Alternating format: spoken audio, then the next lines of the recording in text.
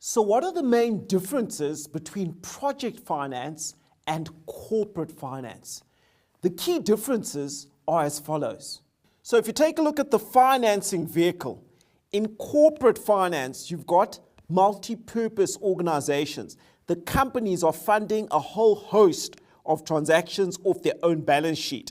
In project finance, you've got a single purpose entity. So we set up an SPV and it only houses the project. In terms of the type of capital, in a company or in corporate finance, it's permanent and it's for an indefinite time horizon. For project finance, it's finite and the time horizon matches the life of the project.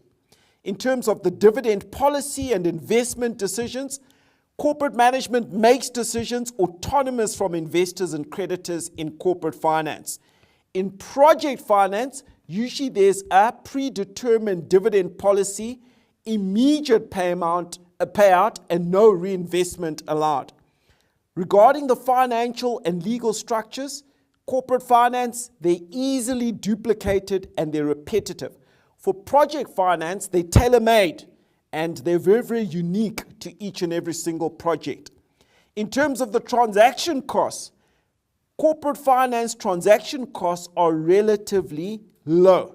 There's low cost due to competition from providers, relatively routine mechanisms, and short turnaround times. In project finance, the transaction costs are very, very high.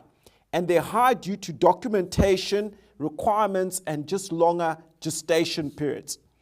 Actually, this overlaps into a situation where transaction costs can be almost 10% of the total project costs. So transaction costs in project finance are very high and often prohibitive. In terms of the type of financing, with corporate finance, it's quite flexible. Project finance usually needs very, very large amounts. The basis for credit evaluation in corporate finance is the overall health of the company.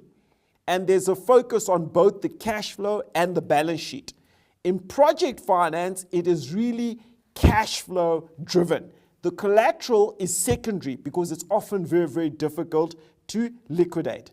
And then regard capital investment decisions.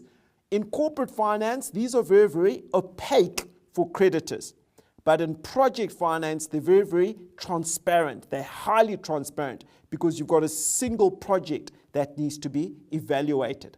Those are the main differences between project finance and corporate finance.